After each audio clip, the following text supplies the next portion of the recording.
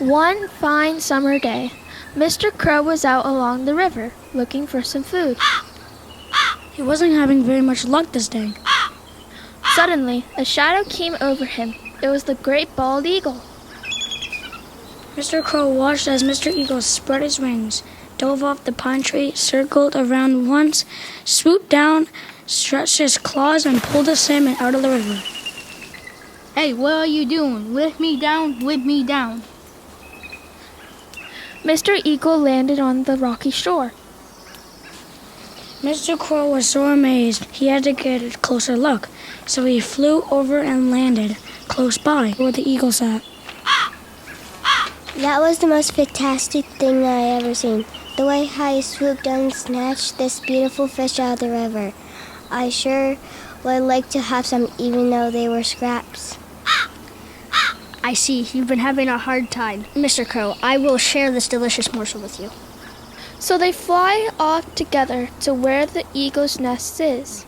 Mrs. Eagle is surprised at the massive fish and says, That's a good catch today, and who is your friend here? This is my friend, Mr. Crow. I've invited him to join us for dinner. There's plenty of fish here for all of us and more. Do you like onions, Mr. Crow? No, ha. Just kidding. I'm so hungry.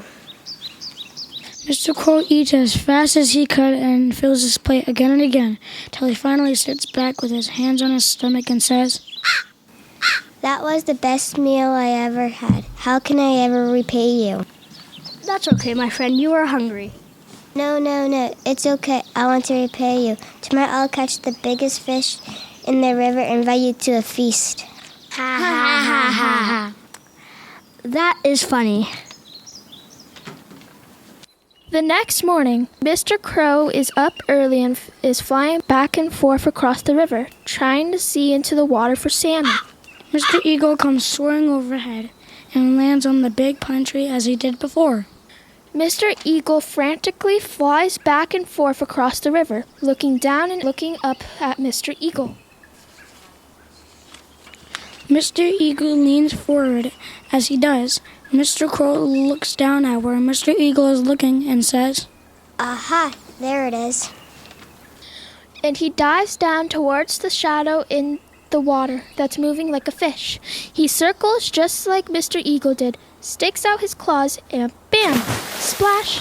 Mr. Crow is floating down the river. Mr. Eagle sees that Mr. Crow needs help, so he swoops down and picks up Mr. Crow and brings him to the shore. Mr. Eagle fans Mr. Crow with his big wing to wake him up. What happened? Rock!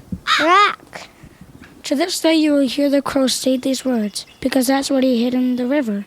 There's moral to the story, and that's don't try to be what you're not. You see, the crow can never be like the eagle, because he doesn't have the sight, nor does he have the talents that the eagle has to capture the salmon out of the river.